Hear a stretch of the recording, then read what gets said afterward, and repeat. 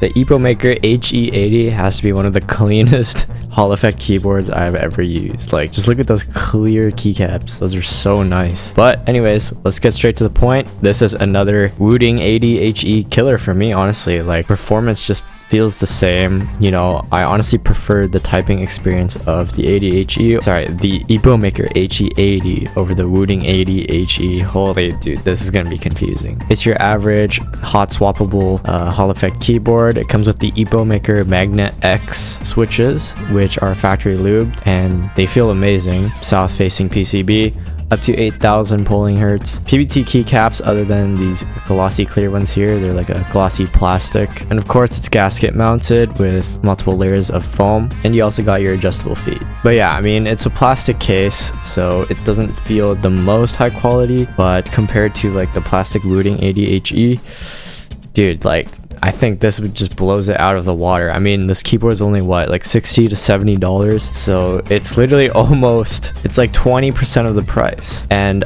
yeah, I just prefer the typing experience of this keyboard over the WOOTING 80 HE, because the WOOTING to me just felt very mushy. I don't know why, but the bottom out of the switches, the WOOTING Liker switches, just don't sit right with me. But yeah, the Epomaker Magnet X switches just feel super amazing to type on. Well, obviously, in terms of software, the WOOTING software is going to be a little bit better.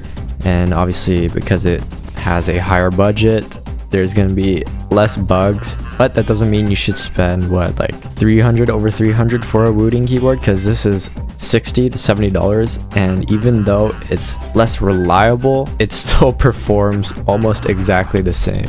So you're pretty much just spending $300, $400 for the brand name WOOTING, when you can literally get a perfectly fine Hall effect 80% keyboard by Epomaker. Now, the software is web-based, which is amazing. So you get your custom key binds here. You get to change your lighting. And the only problem with the lighting is that it only changes the main keyboard. As you can see, yeah, this little dot design LED on the side, it is not affected by the software. And then you have your macros, where you can assign your own macros. And then here is the performance mode. As you can see, I've already selected some keys.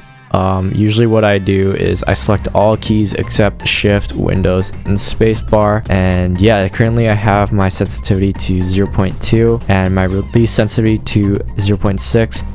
But if you want to be safe, just have it at 1 millimeter, because once it gets to the very small, tiny distances, like less than 1 millimeter, it could get a bit buggy. So yeah, this is my sweet spot. Yeah, and then obviously you have to assign different sensitivity for your other keys. In my case, Spacebar, Windows, and Shift. Yeah, these ones I have a bit higher up, just so I can avoid misinputs. Usually I have these around 2 millimeters, because it's not like I need to be fast when it comes to pressing Shift, Spacebar, or Windows. So yeah. And then we have your advanced keys. This is where you can set up your SOCD. Yeah, this is just copied right off of the WOOTING software. But yeah, the main one is SOCD. Yeah, you should be good from there. And then settings, this is just the settings of the software. So yeah, the software is very straightforward, and overall a nice software. In the unboxing, we have some extra keycaps, extra switches, the USB-C cable, a user manual, and the keyboard itself. But yeah, this keyboard feels great. It literally feels like I'm playing on a custom keyboard with the rapid trigger settings. So yeah, the typing experience and just the overall feel of the keyboard is great. The glossy keycaps can be a little bit concerning if you have sweatier hands, because then it just makes the keycaps a little bit more slippery. But thankfully they include those extra keycaps, the regular PBT keycaps that you can swap out if you are worried about that. I suck, I didn't realize I had a Desert Eagle. But you know, if you don't really care about performance and you're fine with the glossy keycaps just because they look cool, it's not that big of a deal.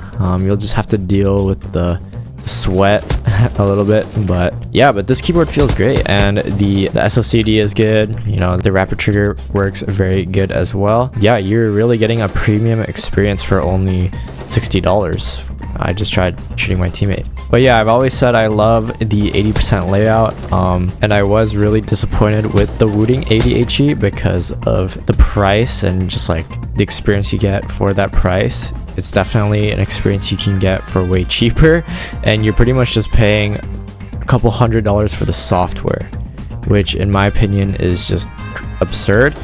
But yeah, this keyboard, what the heck? This keyboard really gives you that experience for cheap.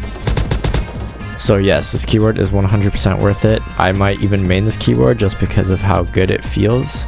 Yeah, and the switches are also extremely light. So yeah, you definitely won't be getting a lot of finger fatigue while playing games. But yeah, overall super impressed with the quality of this keyboard. It's 100% worth it. I'm obviously going to recommend this keyboard over the WOOTING HE because it's just absurd.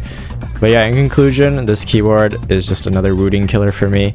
It feels so fun. It feels so good to type on, just use.